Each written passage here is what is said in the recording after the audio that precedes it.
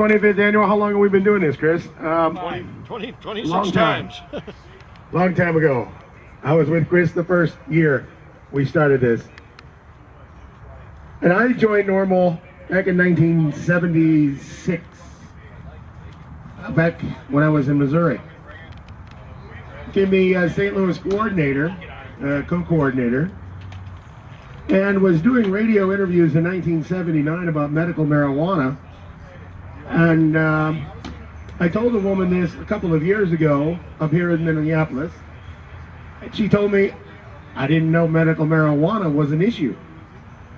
Well, yes, medical marijuana is an issue, and it has been an issue. We had the very first person who got medical marijuana come through and talk to us. Brother Randall. We got a Biff's truck coming through here now. Anyway, I'm running for Senate, U.S. Senate. We have 5 people on the ballot for Senate this year.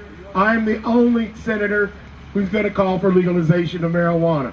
All the way across the board, industrial, agricultural, medical, and personal use. All the way across the board. It needs to happen. There are 3 states this year who are voting on legalization. Colorado, Initiative 64. In Oregon, Initiative 80.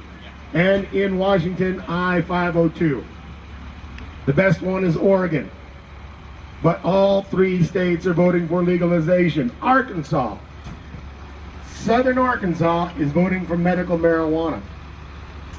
But there is a movement afoot in this country to ban people from publicly speaking out, publicly gathering signatures, and putting initiatives on the ballot. Just this week, the DEA and former bigwigs wrote Eric Holder, our Attorney General, to disavow any legalization initiatives.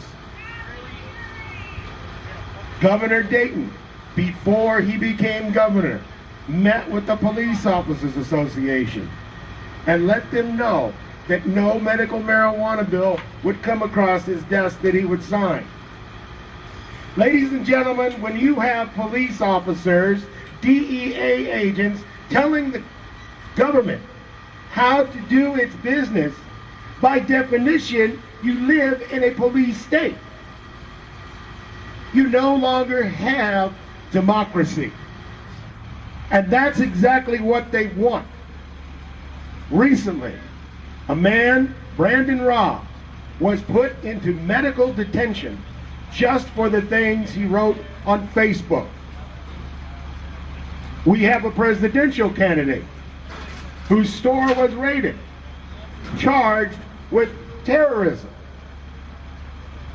In the Republican convention platform this year, just a few weeks ago, they equated drug use, the drug war, with terrorism.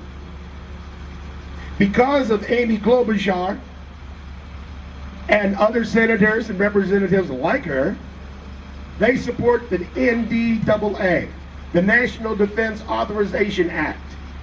This makes all of us susceptible to being taken off the street at any given time and held without any cause, without any reason, because they don't like what you stand for. They don't like what you say. And that is not the only thing that they want to control. They control your money.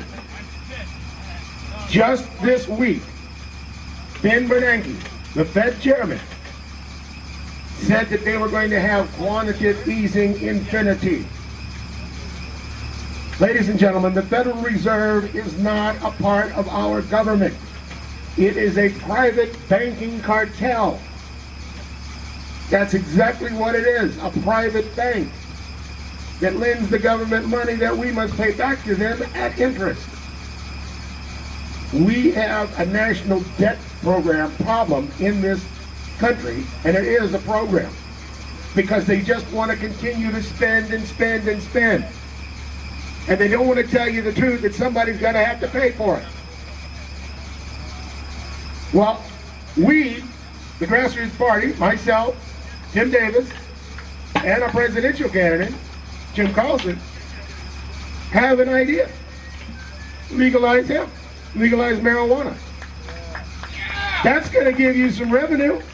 And you know what? It's going to provide jobs. That's right. We're going to grow jobs. Imagine that. Who else is telling you that they have a plan to give you jobs immediately and help the agriculture and bring in revenue without increasing your taxes? Nobody. But I just did. And that's how it's going to happen. Because sooner or later they're going to have to realize they're going to have to industrialize and legalize this because of the revenue stream that they will achieve. And there are states right now that are fighting this. Colorado gets a lot of tax revenue from marijuana, and yet the government wants to shut them down. We have got to stand up to the government and tell our elected officials that this is an issue that we will vote for. And if they do not want marijuana, fine. They're not going to get your vote. We have to make sure that we stand tall, stand proud, and say, listen, this is an issue. You're putting my brothers and sisters in jail. You're privatizing prisons, making money to keep people in jail. That's not right in America. That's an issue. You don't have to smoke it to want to change the law. We're not talking about breaking the law, we're talking about changing the law. And we have an issue, and that issue is marijuana. And if you don't like that issue, fine, but you don't get my vote. Vote for someone who thinks like you do and wants you to have freedom, not take it away like those in this house behind us. Not the Republicans, not the Democrats. Name me one who's running for office who will come up and say that. Not in Minnesota. Not one. We've got to find them. We've got to make them listen. Vote Tim Davis for U.S. Senate. Vote grassroots party candidates in November and tell your friends. Thank you very much.